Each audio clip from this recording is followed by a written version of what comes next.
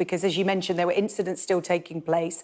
There was the funeral. There were also protests and uncomfortable questions being asked in the lead-up to the funeral of how protests and a state funeral could coexist in the capital. They did, anti-monarchy protests, and also those turning out in support of Chris Kaba. Now, we saw those protests the weekend before. We saw them at this weekend.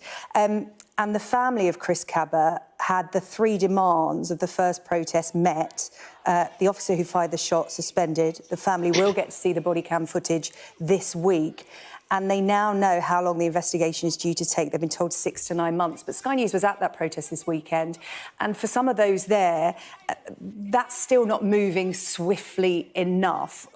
Do you think 6 to 9 months is a reasonable amount of time for an investigation into something like this? Look, I want to pass on again my condolences to Chris Kaba's family, his loved ones and the community. The reality is, you know, black Londoners are concerned about this incident. It's one of a number of incidents that has led to black Londoners having less confidence in the police service than they should. The family and the community have many questions that deserve answers. The independent police watchdog is independent, but they're cognizant and aware of the concerns there are. They're also obvious. They also know the importance of earning back trust and confidence, not just in the police watchdog, but in the police service as well. I think it is important for all of us to recognise that armed officers have to make split-second decisions, but once they discharge their weapon, they are understandably under intense scrutiny. That's right, because we've got to make sure the police are properly policed, and that gives us confidence when we police by consent. I'm sure both the Met Police Service, in relation to the new Commissioner, Sir Mark Rowley, the independent police watchdog, will ensure there's a proper, robust, thorough investigation, which includes answering the questions the community has, making sure that where it's possible, the concerns the family have can be addressed. Yeah, just one final question. As you said, due process is now taking its course.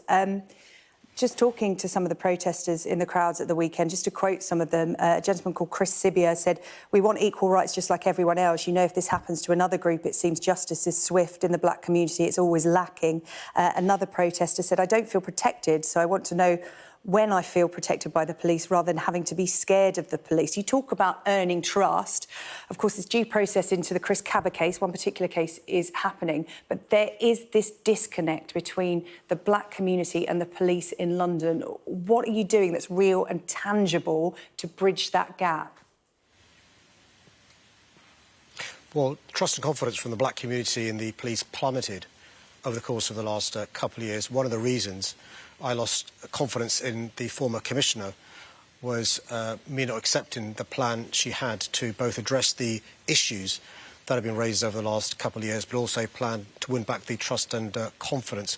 One of the things I was looking for in a new commissioner was for he or she to be a reforming commissioner. Sir Mark Rowley, the new commissioner, has confirmed he does want to be a reforming commissioner. He's been distracted, of course, over the course of the last week, in his first week in his job, with making sure Her Majesty's funeral could take place successfully and safely. But he's been working around the clock at the same time with a plan to win back trust and confidence in the police. He's, as passionate as I am for those communities, and that includes, by the way, women and girls. That includes, by the way, many from the LGBTQ+ community. That includes many black Londoners who haven't had the confidence in our police that they should have, working hard to earn back that trust and confidence. And by the way, having more trust and confidence is linked with reducing crime, because as members of the public we need to come forward and report crime, be witnesses, join the police service, and that leads to crime coming down. Mayor of London, a really busy weekend for the police across London, and as you said, so many recruits coming down to the capital as well this weekend. We appreciate you talking to us about a whole range of issues there. Thank you for your time.